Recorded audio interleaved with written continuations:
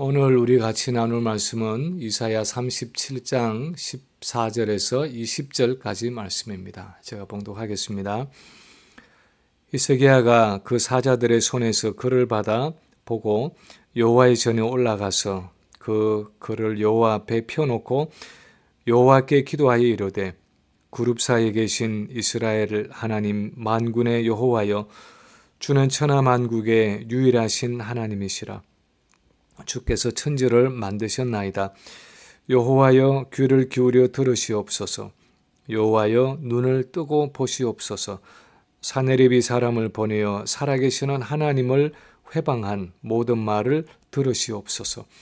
여호와여, 아수르 왕들이 과연 열국과 그들의 땅을 황폐하게 하였고 그들의 신들을 불에 던져사오나 그들은 신이 아니라 사람의 손으로 만든 것일 뿐이요 나무와 돌이라.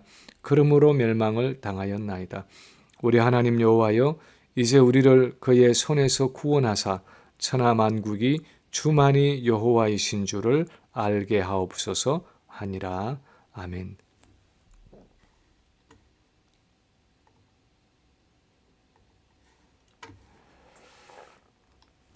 우리가 이 세상을 살아가다 보면 여러 가지 힘든 일과 어려운 일들을 당하지만 아마도 오늘 이 본문의 히스기야와 같은 일을 만나는 것도 쉽지 않을 것입니다. 히스기야는 그 당시 최고의 강대국이라고 할 수 있는 아시리아의 침공을 받고 있었습니다. 앞에 이사야 36장에 보면 히스기야 왕 14년에 아수르의 왕 사네립이 쳐들어와서 유다의 모든 견고한 성읍들을 쳐서 취하고 자기의 군대 장관 랍사게를 보내서 유다의 수도인 예루살렘 성을 포위했습니다. 그리고 성 안에 갇힌 백성들과 왕을 조롱하고 협박할 때 그 상황이 얼마나 절망적이었는지 히스기야는 오늘은 환난과 능력의 날이라 아이를 낳으려 하나 해산할 힘이 없음 같도다 하면서 탄식했습니다. 지금 양수가 터지고 산통이 오고 있는데 그래서 아이를 해산해야 하는데 산모가 그 아이를 밀어낼 힘이 없으니 어떻게 해야 합니까? 이렇게 지체하다가는 태아도 위험하고 산모의 목숨도 위험한 줄 뻔히 아는데 산모는 기진맥진해서 해산할 힘조차 없을 정도로 지쳐 있으니 어떻게 하면 좋습니까? 그것이 바로 그 당시 히스기야의 심정이었습니다. 우리도 그런 심정이 될 때가 얼마나 많습니까? 분명히 어떤 일을 해야 하고 어떤 문제를 해결해야 하는데 그것을 해결할 길이 없고 방법이 없어서 아무것도 할 수 없는 절망적인 상황에 부딪힐 때가 얼마나 많습니까? 이런 중에 랍사게가 잠시 포위를 풀었다가 다시 사자를 통해서 사네립 왕의 편지를 보내면서 아시리아에게 항복하라고 히스기야를 협박합니다. 그 편지의 내용이 10절에서 13절 사이에 기록되어 있는데 핵심은 10절에 있는 것처럼 너는 네가 신뢰하는 하나님이 예루살렘 성을 지켜서 아수르 왕의 손에 들어가지 않을 것이라는 말에 속지 말라는 것입니다. 주변의 모든 나라들이 예외 없이 다 아수르에게 멸망되었다는 것입니다. 너희도 예외가 될 수 없다는 것입니다. 히스기야는 사자의 손에서 이 글을 받았을 때 14절에 보면 먼저 여호와의 전에 올라갔습니다. 하나님이 계시는 그 성전 여호와의 전에 올라가서 하나님께 그 일을 아뢰었습니다. 사실 얼마든지 신하들과 군대 장관들과 백성의 장로들을 모아놓고 그 편지를 읽어주면서 어떻게 하면 좋을지 아이디어를 짜내고 의논할 수도 있었을 것입니다. 그런데 히스기야는 그렇게 하지 않았습니다. 먼저 여호와의 전에 올라가서 하나님 앞에 그 일을 아뢰었습니다. 그는 이런 절망적인 순간에 사람을 의지하지 않았습니다. 그 어떤 인간적인 방법과 수단 이전에 하나님을 의지하고 하나님께 나아갔습니다. 그뿐 아니었습니다. 14절 후반에 보면 히스기야는 여호와의 전에 올라가서 그 글을 여호와 앞에 펴놓았다고 했습니다. 그 편지를 하나님 앞에 펼쳐놓고 기도했습니다. 히스기야가 이렇게 이 위기의 순간에 하나님의 전에 올라가서 그 문제의 편지를 앞에 펼쳐놓고 기도할 때는 그에게 하나님에 대한 어떤 특별한 믿음이 있었기 때문이었습니다. 히스기야가 평소에 가지고 있던 그 하나님에 대한 생각과 믿음이 바로 이 기도를 통해서 나타난 것입니다. 그렇다면 과연 히스기야는 어떤 하나님을 믿고 있었고 어떤 하나님께 기도한 것입니까? 첫째로 그가 믿은 하나님은 자신의 문제를 해결할 수 있는 전능하신 하나님이었습니다. 히스기야가 믿었던 하나님은 자기의 문제를 해결해 주실 수 있는 전능하신 하나님이었습니다. 16절에 보면 히스기야는 이렇게 기도를 시작합니다. 그룹 사이에 계신 이스라엘 하나님 만군의 여호와여, 주는 천하 만국의 유일하신 하나님이시라. 주께서 천지를 만드셨나이다. 주는 천하 만국의 유일하신 하나님이시라. 주께서 천지를 만드셨나이다 하고 고백하고 있는데, 이것은 여호와가 유일하신 참 하나님, 참신이신데, 왜냐하면 그분이 바로 천지를 만드신 창조주 하나님이기 때문에 그렇다는 것입니다. 이 세상에 여러 나라들이 여러 신들을 섬기고 있다고 말하지만 그것들은 다 사람의 손으로 만들어진 우상들이고, 하나님은 온 천지를 지으신 창조주이시기 때문에 유일하고 전능하신 하나님이라는 것입니다. 성경에서 하나님을 유일하고 전능하신 창조주라고 말할 때 나타내고자 하는 하나님의 속성은 세상의 다른 신이나 우상들과는 달리 하나님은 무엇이나 하실 수 있는 분이라는 의미입니다. 세상을 창조하신 그 전능하신 하나님이 무엇을 하지 못하겠느냐는 것입니다. 그것도 지금 있는 물질을 가지고 이 우주 만물을 지으신 것이 아니라 아무것도 없는 중에 말씀으로 온 우주를 창조하신 하나님이 이 세상에서 하시지 못할 일이 무엇이 있겠느냐 하는 것입니다. 빛이 있어라 말씀하시면 빛이 생겨나고, 땅과 하늘이 존재하라 말씀하시면 온 땅과 하늘이 존재하고, 그 사이에 모든 피조물들이 생겨나라고 말씀하시면 온 우주와 만물이 존재하게 되는 그 전능하신 창조주 하나님, 그분이 바로 내가 기도하고 있는 하나님이라는 것입니다. 우리의 기도 생활에 있어서 가장 기본적인 사실은 내 기도를 들으시는 하나님은 창조주 하나님이라는 사실입니다. 말씀만 하시면 무엇이든지 이룰 수 있는 전능하신 하나님이라는 것입니다. 하나님의 약속을 받은 후 25년이라는 긴 세월을 기다려서 100세의 그 약속의 아들 이삭을 받은 아브라함의 믿음에 대해서 로마서 4장은 이렇게 표현하고 있습니다. 그가 믿은 바 하나님은 죽은 자를 살리시며 없는 것을 있는 것으로 부르시는 이시니라.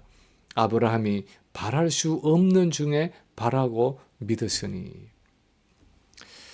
아브라함이 바랄 수 없는 중에 바라고 믿을 수 있었던 이유는 그가 믿은 하나님은 죽은 자도 살리시고 없는 것도 있는 것으로 부르시는 전능하신 분임을 알고 그분을 믿고 신뢰했기 때문이라는 것입니다.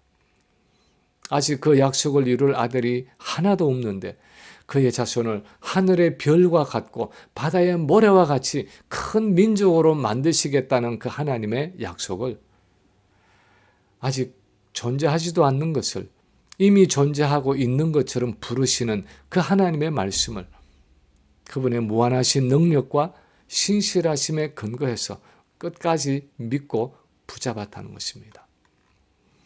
우리가 믿음의 조상이라고 부르는 아브라함뿐만이 아니었습니다. 예수님이 칭찬하셨던 로마의 백부장도 그런 종류의 믿음을 가지고 있었습니다.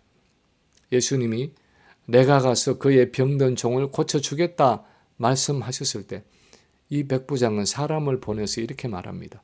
마태복음 8장 8절에 보면 주여 내 집에 들어오심을 나는 감당하지 못하겠사오니 다만 말씀으로만 하옵소서. 그러면 내 하인이 낫겠사옵나이다. 오실 필요 없이 그냥 말씀만 하십시오. 당신은 하나님의 아들이시지 않습니까? 당신은 창조주 하나님이시지 않습니까? 거기서 말씀만 하셔도 내 종의 병이 다 나을 줄 믿습니다 하는 의미였습니다. 우리가 기도의 자리에 나아갈 때마다 가져야 하는 믿음은 내가 기도하는 하나님은 전능하신 창조주 하나님이라는 사실입니다. 그분은 없는 것을 있는 것처럼 부르시고 말씀만 하셔도 그 모든 것을 이룰 수 있는 전능하신 분이라는 사실입니다. 그분은 이 세상에서 못하실 것이 없는 분이라는 것입니다. 그 사실을 믿고 하나님 앞에 나와야 하는 것입니다. 그런데 그런 하나님을 믿고 섬기고 있다고 말하면서도 왜 우리는 기도의 자리에 나오지 않을 때가 많습니까?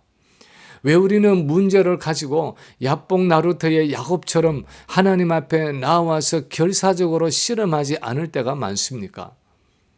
왜 우리는 예수님의 비유에 나오는 재판장 앞에 끈질기게 요구하는 과부처럼 강청하는 기도를 지속하지 못하는 것입니까?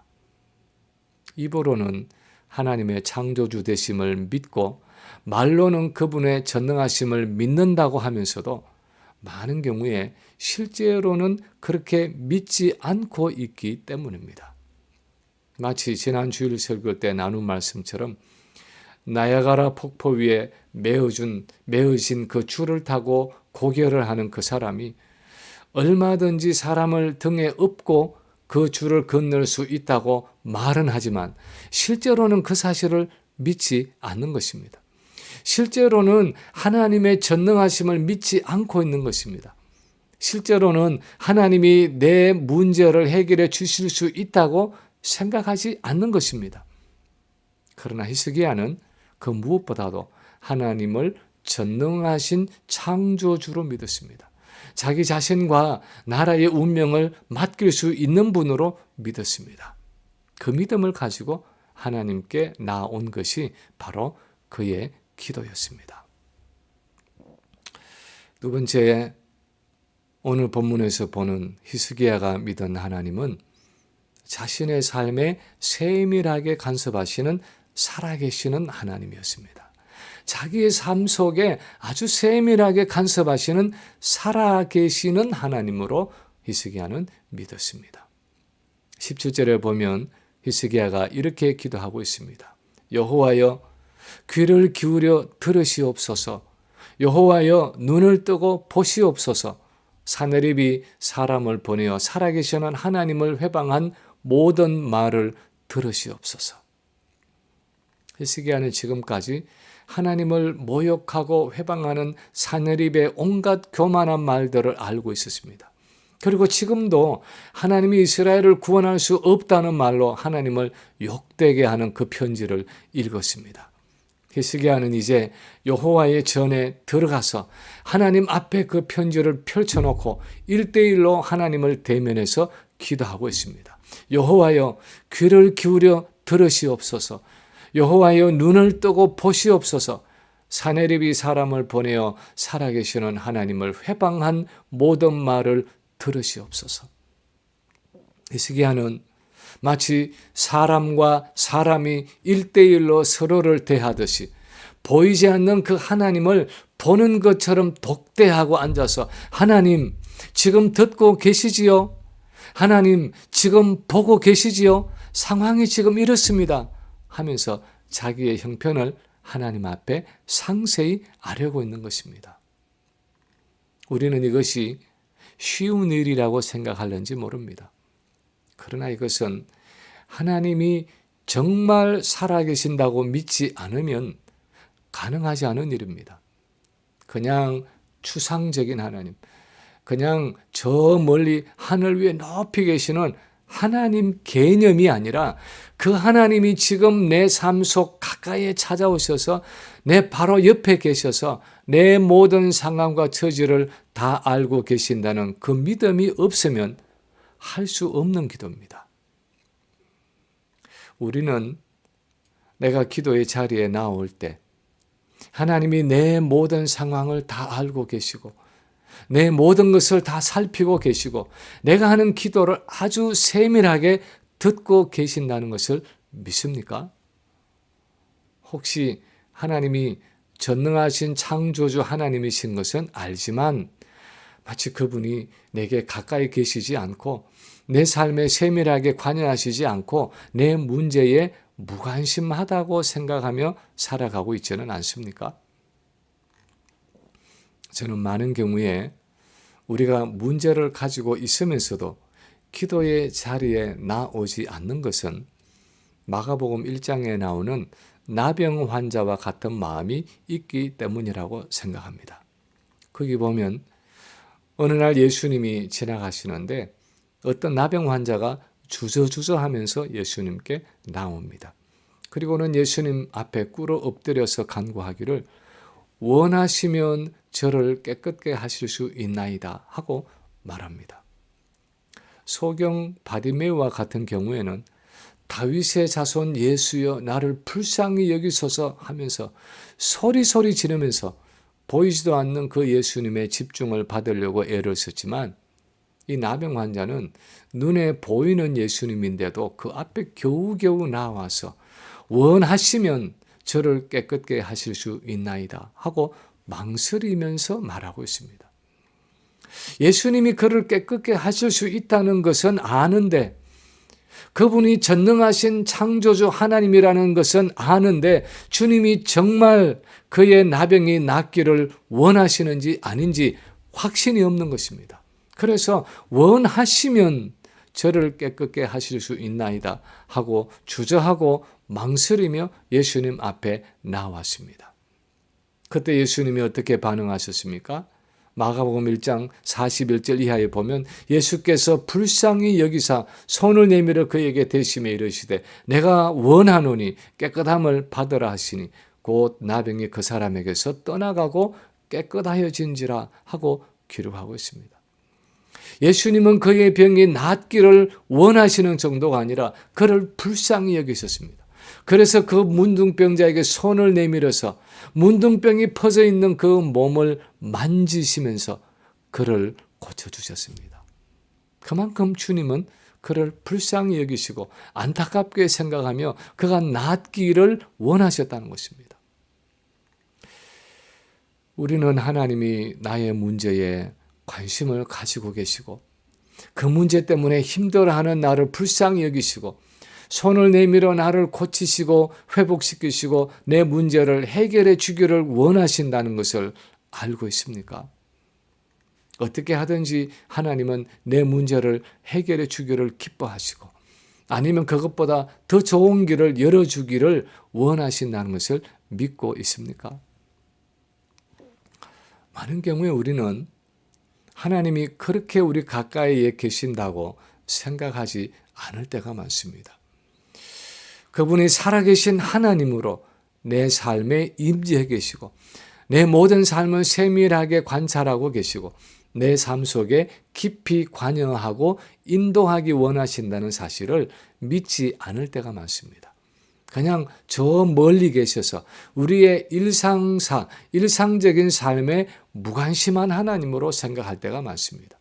그래서 기도할 일이 수도 없이 많은데 그 제목들을 가지고 하나님 앞에 간절히 구하지 않는 것입니다. 한 몇 개월 전에 뉴욕에 있는 한 친척이 중요한 것을 봉투에 넣어서 Certified Mail, 다시 말하면 이 등기 우편으로 저희 집에 메일을 했는데 한 주가 넘어도 배달이 되지를 않았습니다. 뉴욕에서 보낸 분이 트래킹을 해보면 그 우편물이 배달이 되었다고 나오는데 우리는 받은 적이 없는 것입니다. 기다리다가 이제는 도저히 어떻게 할 수가 없어서 우체국에 이제 가야 하는데 가기 전에 어느 날 아침에 그 문제를 가지고 아내와 함께 기도를 하게 되었습니다. 아내가 간절하게 기도를 하는데 저는 속으로 그런 기도가 나왔습니다. 하나님이 이렇게 일상적이고 사소해 보이는 문제까지 개입을 하시는지 제가 한번 보고 싶습니다. 하나님이 우리 삶의 세밀한 부분까지 일일이 간섭하시는지 오늘 제가 한번 확인할 수 있도록 해 주십시오. 마치 기드온이 미디안과의 전쟁을 앞두고 양털을 널어놓고 하나님의 확정을 구했던 것처럼 제 마음에 하나님이 얼마나 세밀하게 내 삶을 간섭하시는지 보고 싶었습니다. 오후가 되어서 그날 우체부가 다녀갔을 시간에 콘도에 있는 메일룸으로 아내와 함께 메일을 픽업하기 위해서 갔습니다. 가서 키로 메일박스를 열었는데 역시 그날도 기다리던 그 메일은 없었습니다. 그래서 속으로 그럼 그렇지 하나님이 이런 사소한 일까지 응답해 주실 리가 없지 하고는 메일룸 밖으로 나왔는데 마침 그날 메일을 솔팅하는 걸 마치고 돌아가려고 이제 빈통을 다 차에 싣고 막 떠나려는 우체부를 만났습니다. 여자분이었는데 아내가 다가가서 상황을 설명했습니다. 그랬더니 이 우체부가 잠깐 기다리라고 말하고는 다시 메일룸에 들어가서 한참 있더니 우리가 기다리던 그 메일을 가지고 나왔습니다. 상황인 즉슨 우리 메일박스의 뒤편에서 그 우체부가 메일을 솔팅아웃 할 때 메일을 넣어줄 때 그 기다리던 메일이 우리 메일박스에 잘 들어가지 않고 밑에 떨어져서 며칠째 바닥에 뒹굴고 있는 것을 이날 이 우체부가 저희 말을 듣고 찾아서 전달해 준 것이었습니다. 그 메일을 찾아서 집으로 돌아오는데 마음이 참 묘했습니다. 불과 몇 시간 전에 한 우리의 기도를 하나님이 응답해 주셨는데 그것도 얼마나 자세하고 세밀하게 그리고 아주 극적으로 응답해 주셨는지 마음이 숙연할 정도였습니다. 하나님이 이렇게 세밀하게 우리의 삶을 간섭해 주시고 이렇게 일상적인 사소해 보이는 일상적인 일까지 자세하게 기도하기를 원하시는구나 하는 생각을 하면서 집으로 돌아왔습니다. 오늘 본문에서 히스기야가 표현하고 있는 것처럼 하나님은 살아계신 하나님이십니다. 우리의 모든 상황을 자세하게 보시고 들으시고 관여하시는 하나님입니다. 그냥 무관심하고 무책임한 하나님이 아니라 우리의 문제를 가지고 나와서 구체적으로 구할 때 정확하게 그 기도를 응답하시는 하나님이십니다. 그것이 히스기야가 믿었던 하나님이었고 많은 믿음의 선조들이 믿었던 하나님이었고 오늘날 우리가 믿고 있는 하나님입니다. 세 번째로 히스기야가 믿은 하나님은 기도를 통해서 영광을 받으실 하나님이었습니다.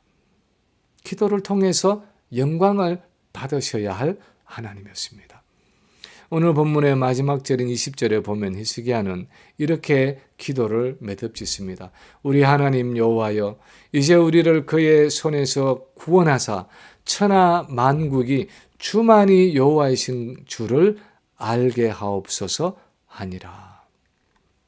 히스기야는 그냥 단순히 자신의 무사함과 백성의 안락함을 위해 구원을 요청하지 않았습니다.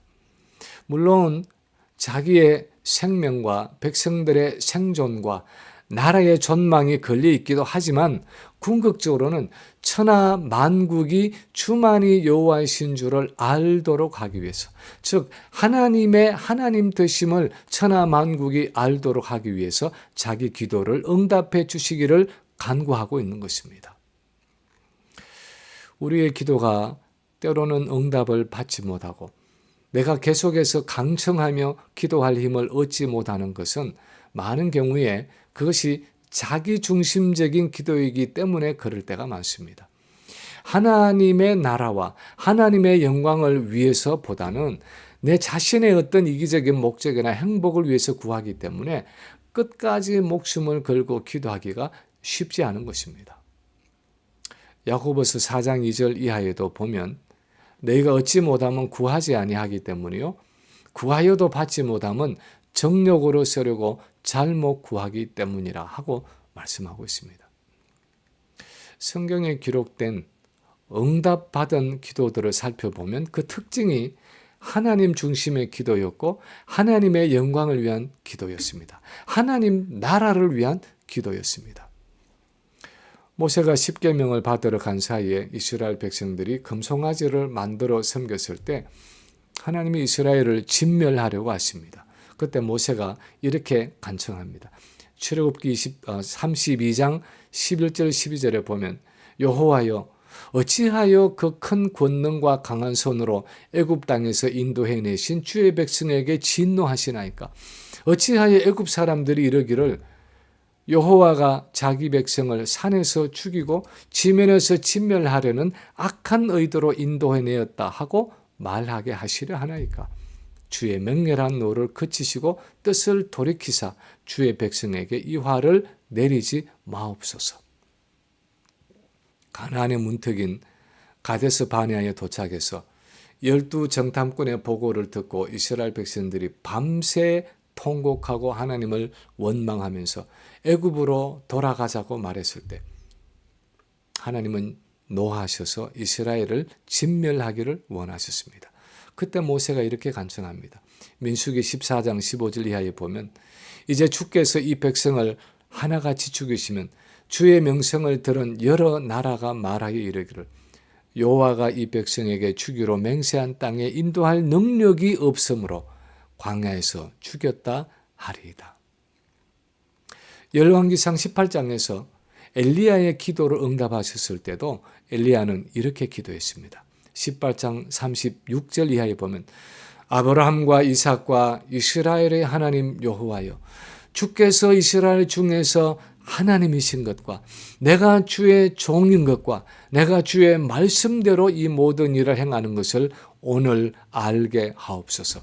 여호와여 내게 응답하소서. 내게 응답하옵소서. 이 백성에게 주 여호와는 하나님이신 것과 주는 그들의 마음을 되돌이키심을 알게 하옵소서. 이런 기도의 공통적인 것은 이 기도의 응답을 통해서 하나님의 하나님 되심, 즉 하나님의 존재와 그분의 능력과 그분의 성품이 나타나지는 기회가 되었다는 것입니다. 그래서 그들은 그 하나님의 영광이 나타나시도록 하나님의 나라가 세워져 가도록 하나님 중심의 기도를 드렸다는 것입니다. 그것이 이런 기도들이 강청하는 힘이 있고 마지막까지 포기하지 않고 들어질 수 있었던 이유였습니다. 오늘 본문의 히스기야는 지금 이런 하나님 중심의 기도를 드리고 있는 것입니다. 저는 야고보서 5장에 나오는 한 구절을 가지고 한동안 참 궁금하게 생각했던 적이 있었습니다. 거기 5장 14절에 보면 이렇게 기도하고 있습니다. 내 중에 병든 자가 있느냐? 그는 교회의 장로들을 청할 것이요 그들은 주의 이름으로 기름을 바르며 그를 위하여 기도할지니라.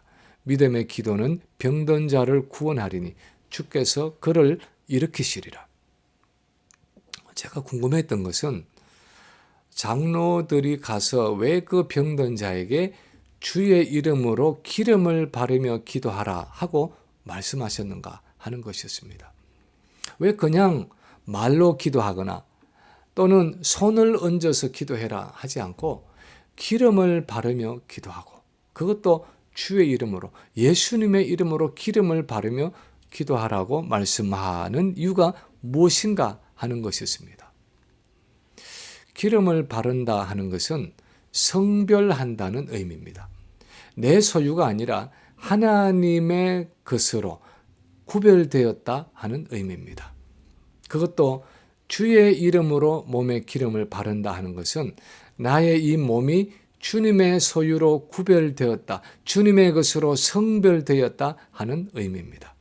그래서 본문이 가르치는 것은 교회 공동체가 병자를 위해서 기도할 때 그의 몸이 그리스도의 소유이고 주님을 위해서 성별된 몸이라는 것, 성령을 통해 주님과 연합된 주님의 몸의 일부라는 사실을 믿고 고백하며 하나님의 영광을 위해서 기도할 때 하나님이 그 병든 자를 고치시고 그를 일으키신다는 의미입니다. 모든 병이 다 이런 종류의 질병은 아니겠지만 어떤 종류의 질병은 하나님의 영광을 위해서 그리스도의 몸인 이 교회를 위해서 그리스도의 몸을 위해서 교회 공동체가 전심으로 기도할 때 하나님이 그 기도를 응답하신다는 것입니다. 이제 말씀을 마칩니다.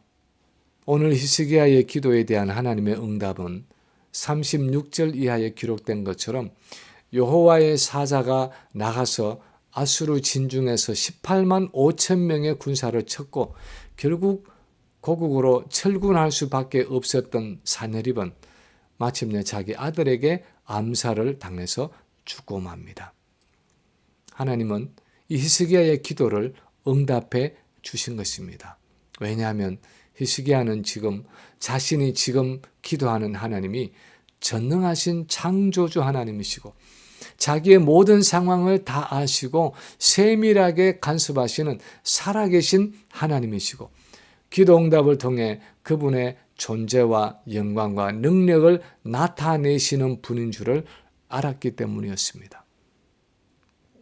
우리는 어떤 하나님께 어떻게 기도하고 있습니까? 바라기는 이 히스기야처럼 지금도 살아계시고 역사하시는 창조주 하나님 앞에 담대히 나와서 기도함으로 하나님의 영광과 능력을 경험하는 우리 모든 성도들이 되시기를 주님의 이름으로 간절히 축원합니다.